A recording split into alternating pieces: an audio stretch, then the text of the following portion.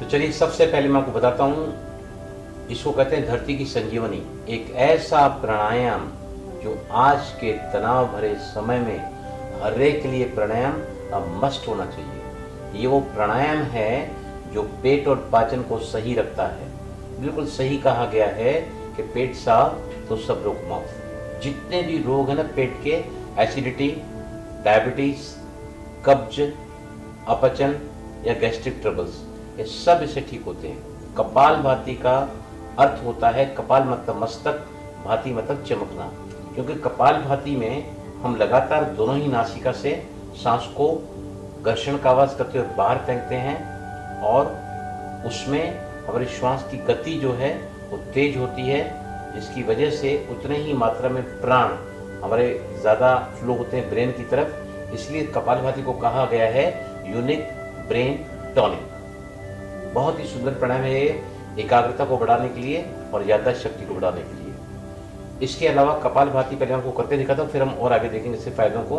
तो इसमें क्या करना पड़ता है, आप ले लीजिए, कोई भी आसन ले लीजिए। आप किसी भी आसन में बैठकर इस प्राणायाम को कर सकते हैं। कोई भी आधार आसन, चाहे वो पद्मासन, अर्धपद्मासन, सिद्धासन, सिद्ध योनि आसन, स्वस्तिकासन, वज्रासन, कोई भी आसन आप ले सकते हैं। आप चाहें तो कुर्सी पर बैठ के इस आसन को कर सकते हैं, लेकिन शर्त क्या है कि आपका स्पाइन स्ट्रेट होना चाहिए। अगर बिल्कुल इस तरह नहीं बैठ पाते हैं तो आपको पीछे थोड़ा तकिया रखना चाहिए, लेकिन spine should be straight, right. तो कपालभाति में हम दोनों ही नासिका से घर्षण का आवाज करते सांस को बाहर फेंकते हैं। Kapalbhati is called the abdominal breathing. Kapalbhati में सांस का अंदर जाना ऑटोमेटिक होता है, साइलेंट होता है और पैसिव होता है। मतलब हमको सांस को अंदर नहीं लेना है, ऑटोमेटिक जाती है सांस अंदर, उसमें आवाज नहीं होता है और वो पैसिव क्रिया है। सिर्फ एक्सलेशन कपालभाति में एक्टिव होता है। और बहुत इंपॉर्टेंट होता है यहाँ कपालभाति की स्पीड। ज़्यादा करके लोग कपालभाति में बहुत फास्ट भागते हैं, लेकिन कपालभाति अगर 60 स्ट्रोक्स पर मिनट की गति से किया जाए तो ये अपने ऑप्टिमम बेनिफिट आपको दे सकता है। देखिए कपालभाति में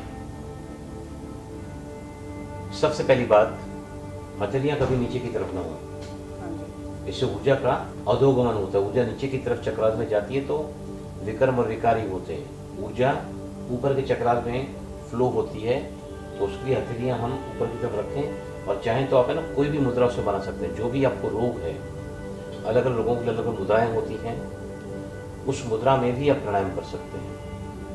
हाथ ऊपर कर अगर आपको ये मुद्रा लगाओगे, ज्ञान मुद्रा, तो इससे आपकी कॉन्सेंट्रेशन पावर बढ़ती है, राइट। अब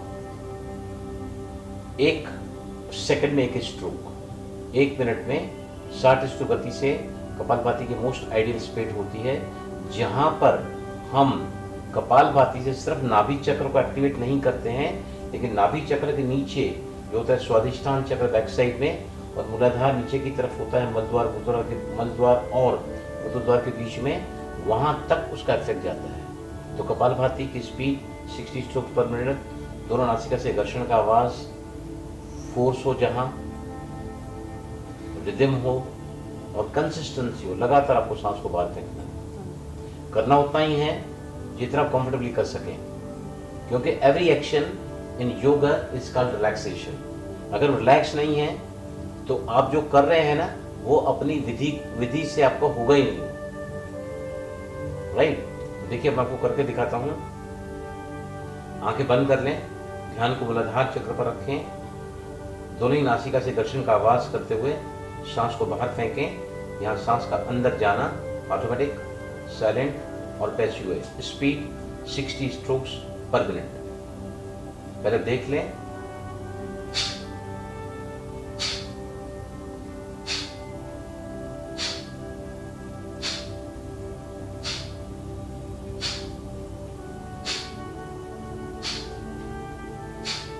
इस तरह आपको ये ध्यान रखना है कि प्राणायाम करते करते आपकी लय नहीं टूटनी चाहिए, क्योंकि जितनी लय आप प्राणायाम के दौरान रखते हैं उतना ही लयबद्ध आपका जीवन बन जाता है। अगर आपने ज्यादती करने की कोशिश की है तो आपका रिदम टूटता है, आवाज सब जो करते करते आपकी बदली हो जाती है, ये भी गलत है। दूसरा, कपालभाति अगर आप कर रहे हैं और चेहरे पे बहुत सारा टेंशन है, ये देखो ऐसे,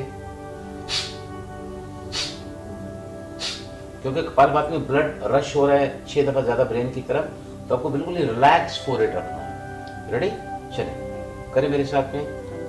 राइट, आंखें बंद करें, ध्यान को मूलाधार चक्र पर रखें। मूलाधार चक्र मतलब मल द्वार नीचे की तरफ, मूत्र द्वार आगे की तरफ, दोनों के बीच का स्थान जो पेरिनियम कहलाता है भाइयों में और सर्विक्स कहलाता है बहनों में, फीमेल्स में, वहां पर ध्यान को रख के आप मेरे साथ मेरी स्पीड के साथ करेंगे कपालभाति। स्टार्ट।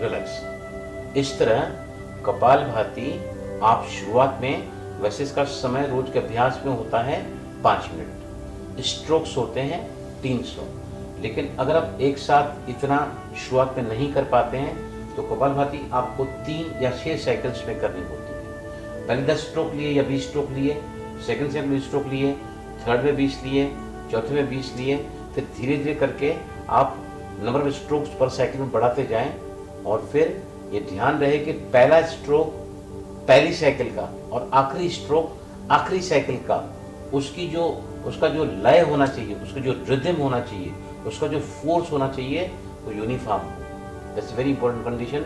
उससे आप धीरे धीरे आगे बढ़ते जाओगे और इस प्राणायाम को आपको एट ए स्ट्रेच भी आप कर सकते हैं 5 मिनट तक।